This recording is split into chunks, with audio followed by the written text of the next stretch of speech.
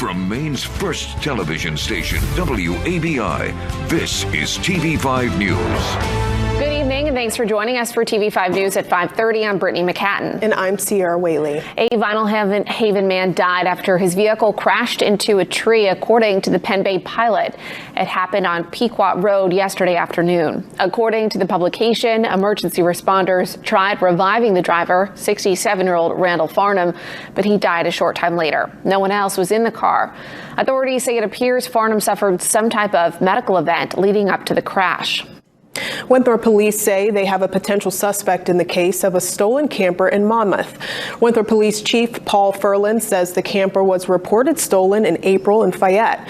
He says they learned of the camper while conducting an interview on a property in Monmouth. Ferland says they ran the information on the camper and determined it was stolen. He says they found other stolen property in the camper that was taken during the theft. Ferland says the camper is still at the police station in Winthrop, and the sheriff's department is still investigating the theft, and the owner has been notified. An Otisfield man who recorded himself sexually abusing 2 children has been sentenced to 25 years in federal prison. Law enforcement officials say 22-year-old Travis Kimball, who pleaded guilty in January, abused the children, ages 3 and 7, recorded the acts on his cell phone, and attempted to share the images.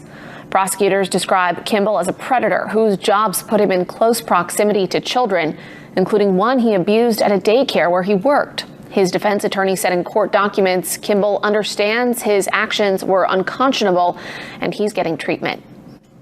Lawmakers, the governor's office, and other parties have reached an agreement to overcome Governor Mills' opposition to labor provisions in an offshore wind development proposal.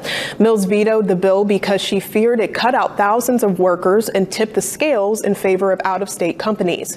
The compromise leaves half of the jobs for the unionized workers and half for non-union companies like Maine's Chimbro.